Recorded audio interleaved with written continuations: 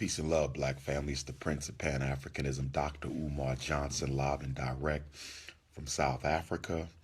The reason I'm doing this video at 4 o'clock in the morning here in South Africa is because I cannot fall asleep. And I can tell you why I can't fall asleep. The reason I can't fall asleep is because I was on YouTube watching all of my old classic favorite videos. Mesmerized with Ja Rule and Ashanti, Tank I Deserve, My Jagged Edges, my Mariah Carey, We Belong Together, Mariah Carey, Always Be My Baby. I just been Mary J. Blige. So when you start watching, your favorite videos and your adrenaline start pumping because music exerts a very significant effect on our consciousness and unconsciousness. So I'm watching all my favorite videos and now they got me amped and I can't sleep, but I am going to try to go to sleep after I do this short video. Shout out to the good people at the Apartheid Museum. Got a chance to go to the Apartheid Museum today for a third time. Always learn something new. They had a special exhibit on Nelson Mandela. They had learned some new things about him. And then we went on over to the Hector Peterson Museum, learned some new things there as well. What was so interesting at the Hector Peterson Museum was the brother who escorted us there was actually present on June 16th, 1976, during that fateful day when our young brother Hector Peterson and others were murdered by the racist apartheid police. So he was actually there walking with his girlfriend. He was not supposed to be a part of the protest, but he happened to have been there at the time it happened. So he was able to give Sister Nafisa and myself an entirely new or different or independent or special assessment and impression and interpretation of what happened on that day. So that was powerful because I had not yet met anyone who had actually been in Soweto on June 16th, 1976. So that was powerful. So shout out to Bobby Kenneth. We really appreciated that. So tomorrow, I'm going to be speaking in South Africa. I think I got the information here. Where am I going to be at tomorrow? Tomorrow, Tuesday, October 4th, the Prince of Pan-Africanism will be speaking at the Saul Sotetsi. I hope I'm saying this right. Forgive me, brothers and sisters in South Africa. The Saul Sotetsi Sports Center in Sebokeng, Zone 14, 5 to 9 tomorrow. So again, that's the Saul Sotetsi Sports Center, Sebokeng, Zone 14, from 5 o'clock until 9 o'clock tomorrow. If anyone has any questions about the event, I don't know if it's free or not. I don't know. I just come and do what I do. But the phone number, you can contact Empress Ima at 072-872-5778, 072-872-5778. But if there is a fee there, please pay it because we do have to travel. We have to fly to Cape Town. We have to fly to Durban. We have to fly to the Eastern Cape. And so we will need some funds to take care of some of that stuff. As you guys know, Dr. Umar Johnson is here free of charge because that's how I roll when I come to Africa. Okay, so there's no fee for service here, but we do need some liquid cash to cover some of the expenses associated with the journey, not only for myself, but for the entire host team. I just cut the beard because I ain't had nothing to do. When you cut your own hair, you get in the bathroom and you just start doing stuff, and the next thing you know, the beard came off. I think it was okay to take a break from the beard. I'm going to grow my beard back, though, because I don't like shaving all the time. So I'm going to grow my beard back. So this is just a nice little break from the monotony of the bearded prince. This is some South African ginger beer, and this is the bomb. This South African ginger beer is the bomb. Okay.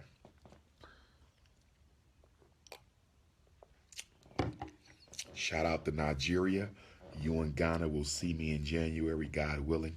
We're working on a Ghana Nigeria tour. Okay, so let's deal with the subject matter.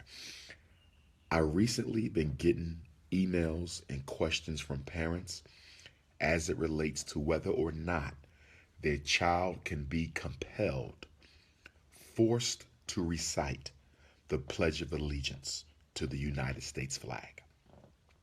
The answer is no. No child in public or charter school, and mostly no child in parochial or private or independent school can be forced to recite the Pledge of Allegiance. This goes back to the 1940s. First of all, the Pledge of Allegiance assumed its modern form in 1892. 1892. Okay, so this is the era right after Reconstruction, which is that period in American history that follows the Civil War. So 1892, we get the Pledge of Allegiance. Okay.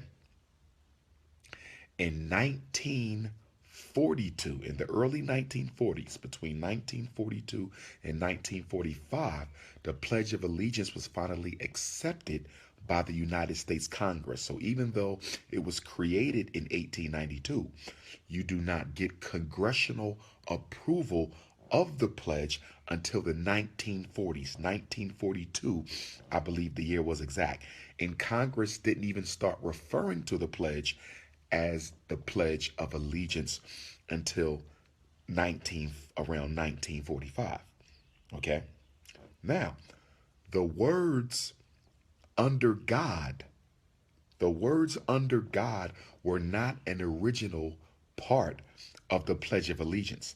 The words under God were not inserted into the Pledge of Allegiance until 1954, which is the same year that the Supreme Court ruled in the Brown versus Board of Education case that race could no longer be used as a factor in public school. Okay, so that's just some history. Now, believe it or not, you can thank the Jehovah Witnesses for why your child doesn't have to say the Pledge of Allegiance. Yes, the Jehovah Witnesses have a lot to do with why children in America cannot be forced to recite the Pledge of Allegiance. Let me tell you what happened.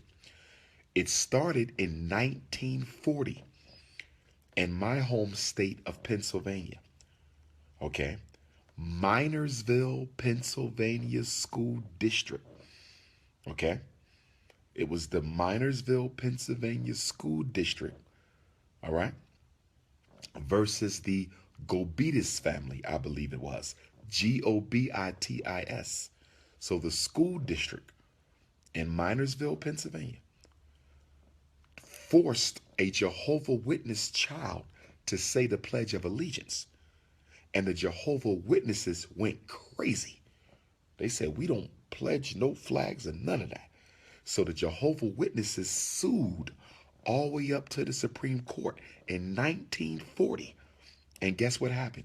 The Supreme Court upheld the Minersville School District decision. The Supreme Court held in 1940 that schools could force students to say the Pledge of Allegiance. Yes.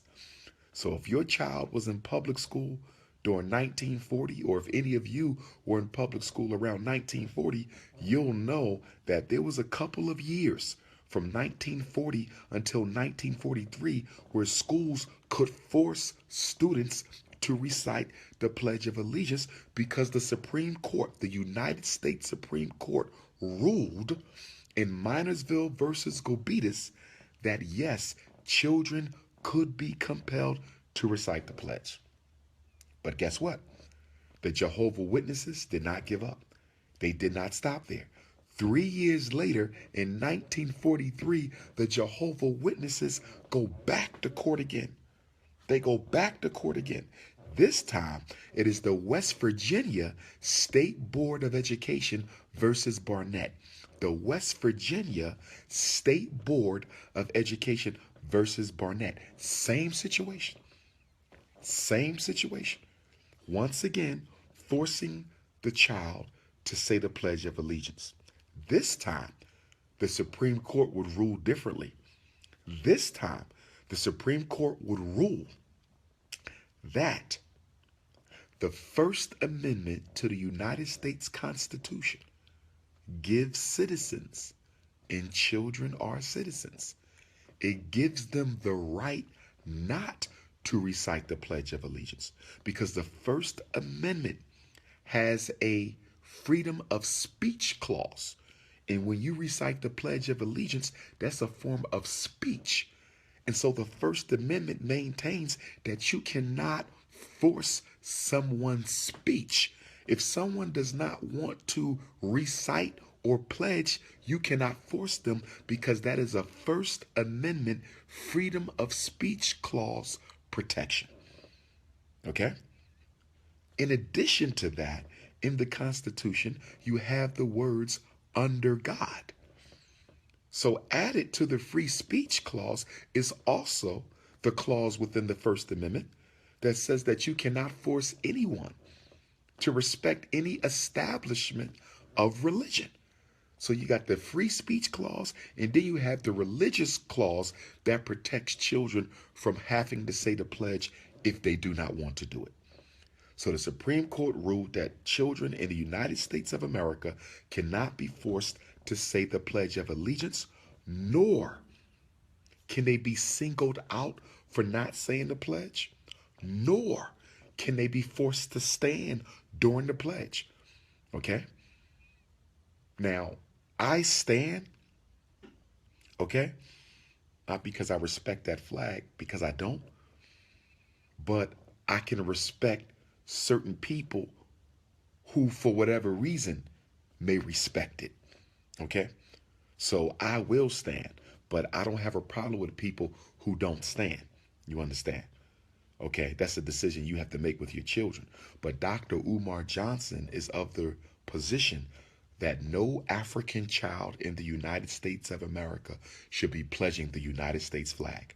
I am very serious. No African child in the United States of America should be pledging the flag. If your child is pledging the flag, I would like to know why. This is the flag of slavery. This is the flag of Jim Crow. This is the flag that condoned the killing of Trayvon Martin. This is the flag that condoned the killing of Sandra Bland. This is the flag that condoned the beating of Rodney King. This is the flag that condoned the murder of Freddie Gray and Eric Garner and Philando Castile and Alton Sterling and all the Tamir Rice. This is the flag that's condoning the murder of our brother in Charlotte. This is the flag that condoned the lynchings. Thousands of black men and women lynched, castrated. Black women had their stomachs cut open and the unborn fetus trampled upon. And you're going to tell your African son or daughter to go to school, stand up, and put their hand on their heart? I cannot support that. I cannot support that. As you guys know, a couple years ago, I started a movement where I encourage African parents, do not let your child pledge the flag. If you want them to stand, they can stand. If you want them to stay seated, they can stay seated. But no African child should be pledging that flag. If nothing else, this is a silent protest. Shout out to Colin Kaepernick, by the way, my brother. We riding with you, Colin Kaepernick. Stay strong. We got your back. But if nothing else, this is a silent protest. This is a silent protest that our children can get involved in. A silent protest that our children can get involved in to show solidarity with our brothers and sisters and solidarity for our ancestors in respect for our God. Not the God of the United States flag, but for our God. Okay? I agree with you, brother. Africans are not citizens, which is all the more reason why we should not be pledging the flag. Okay? In fact, I'm going to do some research on Pennsylvania cases involving the Pledge of Allegiance, because your brother Dr. Umar Johnson might be listed in the case law in Pennsylvania under the Pledge of Allegiance. Let me tell you why. For those of you who know my history, you know I attended the Scotland School for Veterans Children in Chambersburg, Pennsylvania.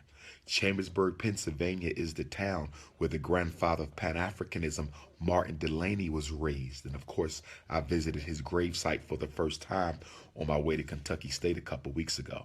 It's also the city where Frederick Douglass met John Brown before the 1859 Harper's Ferry raid in West Virginia. So it's a very significant small little Pennsylvania city. Well, I attended the Scotland School for Veterans Children, which was a para or semi quasi residential military institution based on military protocol. So we drilled with weapons and we went to summer camp down North Carolina, Fort Bragg. Okay. So even though it was quasi military, it was publicly funded. The Scotland School for Veterans Children was publicly funded. We did not have to pay to attend. So one day I'm sitting in auto shop with Mr. Ott, who was the white auto shop teacher. Peace to him. And everybody stands up to recite the pledge. And I believe I stood also, but I did not pledge. And he asked me several times, Umar Johnson, on your feet, we're pledging the flag. And I believe he was a war veteran. I said, I don't pledge the flag. He asked me again. I said, I don't pledge the flag. So guess what happened? I got sent to the superintendent's office. Okay. They were going to suspend me and they were going to bring me up on expulsion charges. They were going to kick Umar Johnson out of the Scotland School for Veterans Children. And let me clarify, at that time, okay, as a 13, 14-year-old, at that time, I was not pledging the flag for Pan-African reasons. It wasn't about being unapologetically African primarily.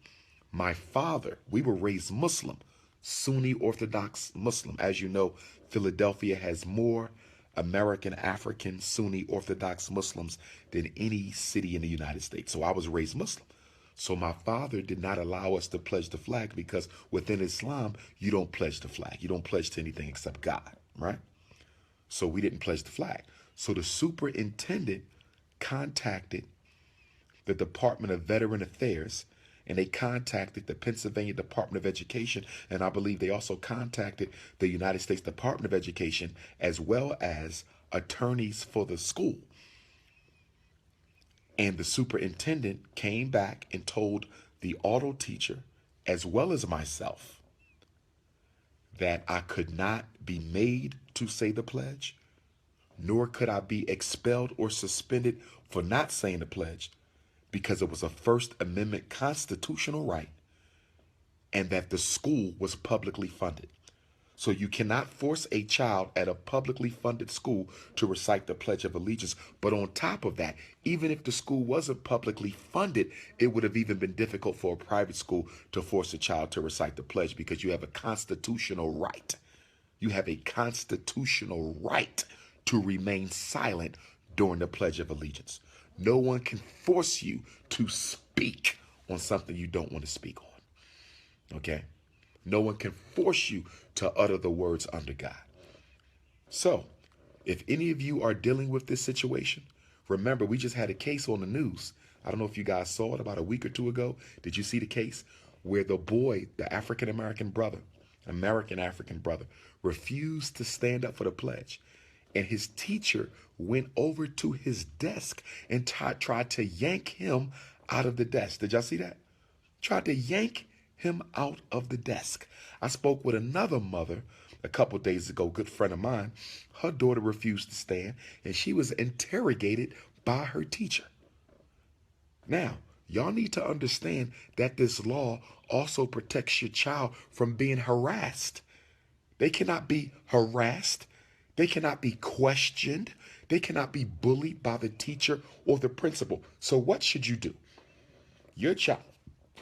And by the way, y'all need to talk to your children. Don't just say, don't pledge the flag. Teach them why they're not pledging the flag. We got to educate our children. Make sure they understand why this family does not pledge the flag. Our family does not pledge the flag for these reasons. Make sure they're educated. So if they are asked, they can give an intelligent answer. But, but, because the school does not have the right to question your child, because the school does not have the right to question your child, you could simply tell your child to respond by saying, you can ask my mother. You can ask my father. My mother and my father said if you have any questions about why I am not pledging this flag, I have their phone number and you can call them up right now. But I am not to have a conversation with you about why I do not pledge the flag. That is a conversation that you can have with my mother and father. Did y'all hear that? So y'all could teach them how to answer it, which wouldn't be bad practice. I'm not against that. But if you really want to shut them down, simply tell them that if they ask you any questions, tell them to ask your mother and father. Okay? Now, if they try to make your child say the pledge or harass your child, you should follow up with a letter. You should follow up with a letter. And what should your letter say? Your letter should say, Dear Principal so-and-so, I am the parent of student so-and-so. My child informed me that during the Pledge of Allegiance yesterday, she chose not to participate. And as a result, she was yelled at, she was singled out, she was harassed, she was disrespected in front of her classmates. I want to make you aware of the fact that my child has a constitutional right, a First Amendment right, to not have to participate in the Pledge of Allegiance. The Supreme Court has ruled in 1943, West Virginia State Board of Education versus Barnett, that no child can be forced to say the Pledge of Allegiance. This is fair warning that better never happen to my child again. If it does, I will be suing you for discriminating against my child's constitutional rights. And I will contact the media, my U.S. reps, my U.S. senators. I will contact President Obama, even though I know he ain't going to do nothing about it. But I'm going to contact the Attorney General's office. I'm going to contact the American Civil Liberties Organization, and you, Principal so-and-so, will be fired. And the teacher who harassed my child will also be fired. My child will never, ever be singled out again for exercising his or her constitutional right to choose not to pledge the flag. Nor do I want you asking my child any questions, because it is a right. And when you have a right to do something, you don't have to explain yourself. When you have a right to do something, you don't have to explain yourself. You have any more questions, you come and talk to me. You all have a nice evening. Signed, respectively, Miss So-and-so. Carbon copy, Superintendent of the School Board. Carbon copy, Chair of the local school board. Carbon copy, the Mayor of the city. Carbon copy, State Secretary of Education. Carbon copy, U.S. Senator. Carbon copy, U.S. Representative. And you send a copy of your letter to all of the elected officials that I just named, because their job is to uphold the law and your child's so-called constitutional rights was violated. Okay? The case was West Virginia State Board of Education versus Barnett. That was the case. Both the 1940 case, where the Supreme Court upheld the right to force kids, and then 1943, also Jehovah's Witness case, where the Supreme Court finally overturned their earlier decision and said you can't force schools to make a child say the pledge. But you know what's interesting about this before I sign out? It should have been black people, not Jehovah's Witnesses.